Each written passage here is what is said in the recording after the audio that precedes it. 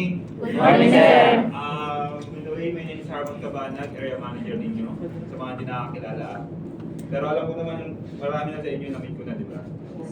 So, good morning. And today, we'll be having a discussion, refresh training. So, refresh training lang po kung ano yung mga napag-aralan ninyo or yung na-discuss sa inyo noong bago kayo ma-assign dito o bago kayo maging SMS. Yun lang yung i-discuss ko rin, pero pa-happy lang or summary lang siya. So, isa sa magiging topic natin, code of discipline, and then yung benefits, timekeeping, and then yung mga equipment or materials natin sa akin. Okay? And then yung mga papanoorin tayo mga video, di ba Max? Yun! Gustong-gusto. Yun namin yan! Sir, gustong-gusto dyan. Sige ba yung video niya? May title ka na agad na request ha. Okay guys, so start tayo. So sa code of discipline, meron tayong tatlong klase ng offenses. Minor, serious, and grave offense. So sa minor offense, refers to offense that are lesser degree. It can include misdemeanor cases and infraction cases which are less serious in nature. So first offense is written reprimand or yung tinatawag natin na IR.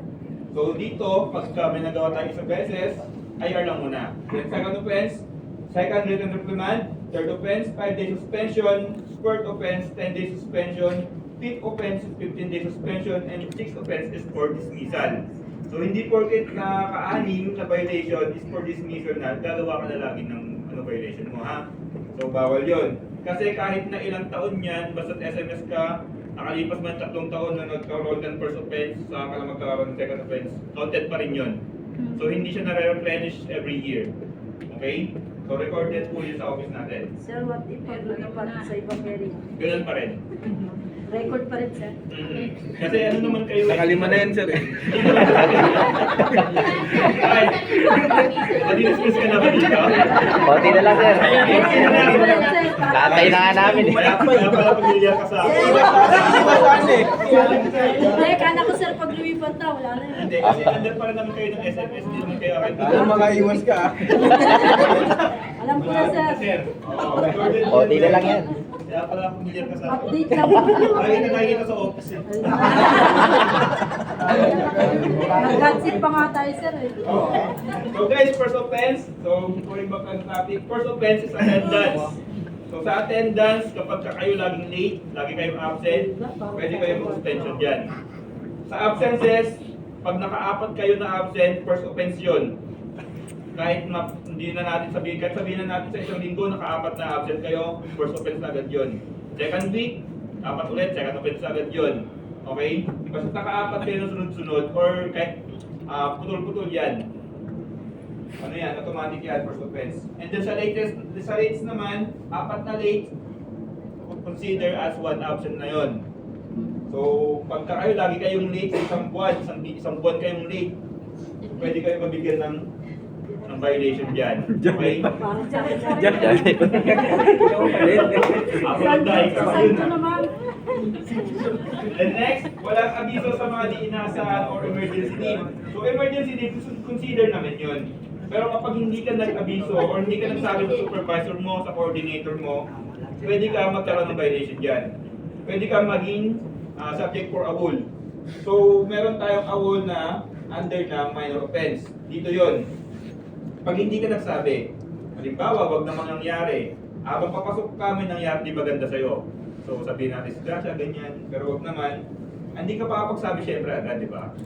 Pero within a day, dapat magsasabi ka sa supervisor mo. Huwag mong palilipasin yung ilang araw na hindi ka nagsasabi. Nakomatos ka ba? Di ba? Meron ka na hindi na mag-report, di ba? So, late filing of leave, sick leaves man yan or vacation leave. So, dapat guys, pag magpapile kayo ng leave ninyo, make sure na 15 days to 30 days prior bago mag-start yung leave ninyo is mag-file na kayo. Okay? Halimbawa, may may date kayo sa February 14. Di ba? So, dapat mag-file na kayo ng leave nyo, January 14 pa lang. Pwede daw mag-leave. Okay? So, kapag kayo nag-file ng leave ng late Kulo, violation yun. nag-video ko. Okay? Lalo na pag kailangan nyo ng reliever. Next, hindi pagkompleto ng requirements after 1 month na ma-deploy sa trabaho. So ito guys, applicable sa mga newly hired or newbie natin. Kasi yung iba pinapayagan na kulang ng SSS or pag-ibig na mga number, ganyan. So within 1 month, dapat makomplete nyo na yon. Kapag hindi nyo na-complete yon, automatic violation yun sa office natin. Okay?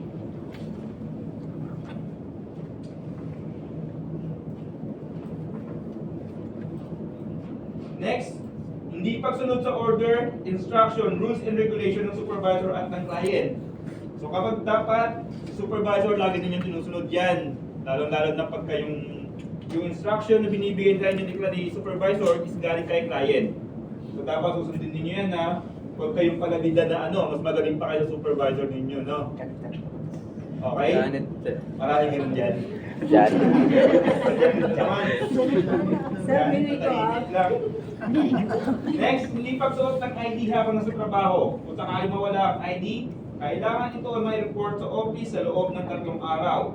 Sa pagkuha ng panibagong ID, kailangan ikaw ay may dalang affidavit of loss at 150 para sa panibagong ID. 100 na, sir. 100 kasi 200 na, sir. Kaya nagdagdag ng Ba't 50 ako? pesos. Diba? So guys, pag nawala ang ID ninyo make sure makapag-report kayo sa office within 3 days. Within 3 days lang, dapat ma-report nyo na yan agad. And then dapat meron ka kayong affidavit of loss. Tuwing kailan lang tayo pwede magpa-ID? Ano? Monday. Lunes hanggang Wednesday. Monday, Tuesday, Wednesday lang. Okay? Meron pinapayagan ng office natin na mag-ID ng Thursday sa Friday, yung mga single post lang yun. Kasi wala namang magre-reliever sa kanila, hindi sila pwede mag-absent sa client natin. Pero kayo, hindi kayo pwede dun Next, hindi hindi pagsusuot ng tamang uniform. Kasama na dito yung proper grooming, like sa buhok, sa kuko, sa bigote, at sa balbas. So guys, sa babae, dapat nakapunod tayo. Sino ba kayo sa sample? Yan. Wala na, nagbubad na ng uniform yun. So guys, yung uniform naman natin, aware naman tayo lalo-lalo na yung nameplate. Mayroon, sino pa bang walang nameplate dyan? Yung mga bago lang. Bago lang. Pero yung mga na meron ng nameplate, bakit? Bago ka ba? Bago lang? Nagpasa ka na Ano ba? yan, sir? Kasama yan nung kay na Javier. Magkakasabay kayo Tanggal Kaya sana, wala sir. pa kayong Bago lang. Yung mga bago lang, okay lang yun. Wala pang nameplate. Kasi ginagawa pa. pinakancel yun. Wala pa talaga. Wala pang release para sa inyo. Ito first batch to eh. Yung second batch talaga, wala pa. Pero yung mga nakatanggap na, tapos hindi sinusuot, yan, bigyan nyo ng violation yan. During briefing nyo lalo. I-check nyo lalo. Supervisors, take note Then yung proper grooming. Okay? Ano yung uniform ninyo? Gray, di ba? Gray. Tapos black pants. Opo, sir. Tapos crocs. Tama ba? Hindi, sir. Black shoes dapat, no? Okay. Baka mamaya naka-gray, black pants, tapos naka-crocs na white. Yung ID ninyo, nakaganto rin ba? May lace? Nakasabit lang dito. Opo, sir. Okay, pero dapat lagi ninyong susod yung ID ninyo Tapos name tag. Very important yan kasi lagi na na-notice ni client na dito kayo nag-name tag. Lagi kayo nire-report sa amin. Next, hindi pag-log ng time in at time out. Ito ay pwede KTR, biometric, punch card, or log sa guard. So make sure guys, na kapag bago kayo mag-start ng trabaho ninyo or ng duty ninyo, makapag-time in kayo. And then bago kayo umuwi, siguraduhin nyo nakapag-log out kayo. Iniiwasan yan kasi yung iba sasabihin nakalimutan lang mag-time in, yun pala late. Diba? Bawal yun. Para maiwasan yung mga ganong dahilan, violation po agad yan. Hindi paggawa ng leave form. So yung mga mag-leave, kailangan magpapile po tayo ng leave. Tulad ng sinabi ko kanina, 15 to 30 days bago yung start ng leave ninyo, magpapile na po kayo. And then kapag pagbabalik na po kayo sa client, pagkuha ng diretso, pagpasok diretso sa client ng walang back to work. So kailangan po ninyong kumuha ng back to work sa office. Kapag kayo po pinag-duty ng supervisor ninyo, ng coordinator ninyo ng walang back to work, pati po sila violation yan. And then yung ginuti ninyo, possible ba yan, hindi ninyo sahurin. Kasi babacktracking pa po yan. Mag-return ETR pa po kayo. Next, pag alis sa pwesto ng walang paalam. So yung mga mga abandoning post, yung tawag natin. So kapag kayo, lalo na kung area ninyo is critical, tapos bigla kayong nagkaroon ng LBM, kailangan talaga ninyong umalis or emergency. Magpaalam kayo sa supervisor ninyo para yung area ninyo malalagyan ng tao. Magagawa ng paraan ng supervisor ninyo yan. Okay? Hindi pag-report na may nagawang kasalanan within 48 hours. So guys, kapag kayo may nagawang kasalanan, dapat may report ninyo agad sa supervisor ninyo. Huwag nyo nang i-secret yan kasi malalaman nila yan. Next, pag-validate ng mga memo. So kapag every time na may bibigay ng memo ang supervisor ninyo sa inyo, lalo-lalo na pag-galing kay client or sa head office natin, dapat po susundin po natin yan. Ano yung isa sa mga naging ninyo rito? Natanggap yung memo. Dati hindi nyo naman ginagawa. Pag-iwan ng cellphone, di ba? Tama? Di ba dati hindi naman kayo, pinapayagan naman kayo mag-cellphone habang naka-duty, no? Yes, So sir. ngayon, iniiwan na ninyo. So yun dapat, isa sa mga isa sa mga memo na pinapatupad ninyo or ni client sa inyo. Hindi paggala o pag-greet. So guys, dapat, lalo-lalo sa mga admin ninyo rito, sa mga client natin, simpleng good morning, good afternoon lang, okay na yun. Okay? Okay, isali sa gulo. Aksaya sa oras ng trabaho. So kapag guys nagtatrabaho kayo, make sure ng trabaho lang. Hindi yung nagpapagtsikahan pa kayo sa mga dadaan. Di ba? Habang nagmamap sa hallway, diba, lahat ng dadaan, chichikahin pa. Eh, nung ulam mo kanina. Di ba, no? May sahod na ba? Wala. Ito yung DTR.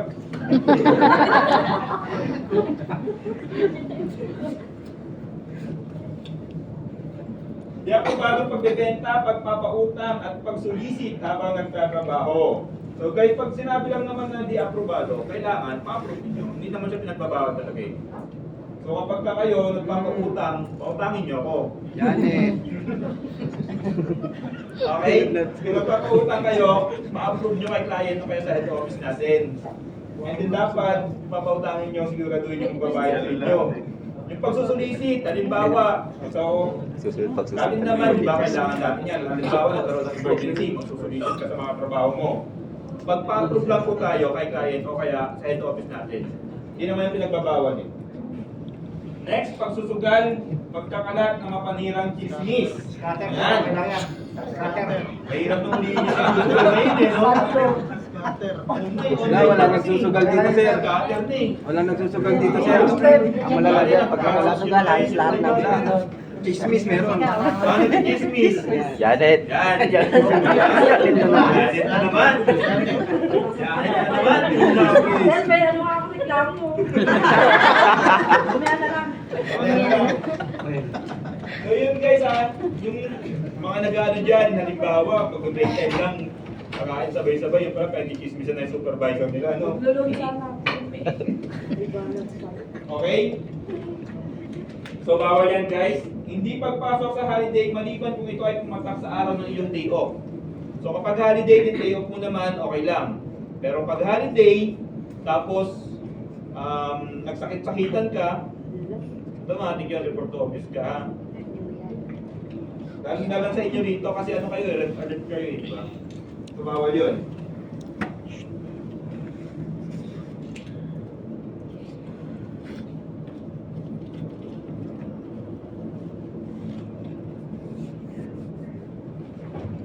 Next, serious offense refers to offense that are stubborn in nature but would not automatically constitute a threatening outcome to the company. So first offense, written reprimand with 5-day suspension. Kung kanina hanggang third offense, bago kayo magkaroon ng suspension, dito, first offense pa lang is may suspension agad kayo. Second offense, 10-day suspension. Third offense, 15-day suspension. And fourth offense, for dismissal or replacement. So ano ito? Tutulog habang naka-duty. Alam ko, may naalala ako, meron naman pa-report na ganito dito sa inyo. Di ba? Lalo-lalo na sa mga GY. No? Meron sila. Malik yan. Nakatulog, hindi na nahuhuli. Magaling. Janet. Hindi ako natutulog. Wala kang ebidensya, no? Kasi Sir Arlie lagi, sir. Okay, so bawal yan na. May suspension agad yan, guys. Pag-text or paggamit ng cellphone, so kayo, pinagbawalan na kayo. Pag kayo nahuli, automatic may 5 days suspension kayo. Okay, pagkwentuhan habang nagtatrabaho. So yung iba dyan sa hallway nga, sinabi ko kanina, nagmamap lang pero nagpagkwentuhan pa. Kunyari, nagmamap siya pero may kasabay, di ba? Habang kumaalis siya sa pwesto niya, habang nagmamap, sinasabayan niya yung isa. Para hindi halata. Bawal yun, no? Janet. Yung iba pa dyan, dun sa may guard na ipagkwentuhan. 5 oras nagmamap dun sa may guard, no? Tapos after a week, jowa niya na yung guard. Janet. Talaga. Next, pagkawala ng mga dokumento. So kapag kayo naglilinis sa mga offices, yung mga documents nila dapat ingatan po natin. Okay? Dating haya may mawala dyan. At dapat kung ano yung pwesto niya nung naglinis kayo, doon pa rin po. Smoking. So yung mga ano to di ba may smoking area kayo rito? Sa basement na. So sino nag-yosi doon? Okay lang mag-yosi pero make sure na naka-time out kayo. Okay? Yung iba nagkukunwari lang, magtatapon ng basura pero mag-yosi pala. Ano? Bawal yun. Pag break time okay lang. Oo, Next, paglalaro ng equipment na ginagamit sa trabaho. So guys, yung mga equipment ninyo, huwag yung paglalaroan. Balita ko dito yung mga janitorial cart ninyo, sira-sira na. Ano ba yun? Sinasakyan ba ninyo yun? Tapos magpapaslide kayo dun sa basement. Kakarera kayo. Pag ganun na, pagka kayo nahuling pinaglalaro ng equipment ninyo, violation yan, 5 days suspension agad. Pagsisimula ng away or ng gulo habang nasa trabaho. So saan nagsisimula yan? Sa chismis, di ba? Dapat, Janet. Dapat iwasan natin sa chismis, ha? Ano, di ba? Malaki Janet talaga yan. Inunahan na kayo. Tapos sasabihin si Janet na naman, Dapat si Janet na lang umatid dito. Bawal yun, ha? Kung mga pinagkikismisan ninyo, mamaya-maya, nag-aaway na yung mga yan. So para maiwasan yung gulo ninyo yan, dapat huwag natin pag-dismisan yung trabaho natin. Next, panunuhol. So halimbawa, kasama mo sa CR, pinasira si Janet. Di ba? Tapos sabi ni Janet, huwag mo na ako isumbong. O, tanging kita. Damay siya. Gawin ka na. Damay siya, sir. Sabi nung isa, huwag mo na ako isumbong, sabi ni Janet, bigyan kita 200. No? Sabi nung isa, ayaw ko 500, bigay mo sa akin. Ano, so bawal yun ha, sumul yun. And then next, panghihiram ng malaking halaga sa kliyente o pagkakaroon ng personal loan na nagre-resulta sa customer complaint sa inaharap. So guys, bawal na bawal pa tayo mangutang kay client. Kahit nagpapaano pa yan, nagpapasanla pa ng ATM, bawal po yan. Kasi may mamaya, hindi ka napapasok eh. Next, pamimigay ng dokumento. So hindi lang naman sa atin yan guys, pati sa batas ng Pilipinas, pamimigay ng dokumento for forgery of documents is a crime. Kapag may hit ka sa sa NBI, kumuha ka ng dokumento sa recto. Yun. Diba? Para wala ka ng trabaho.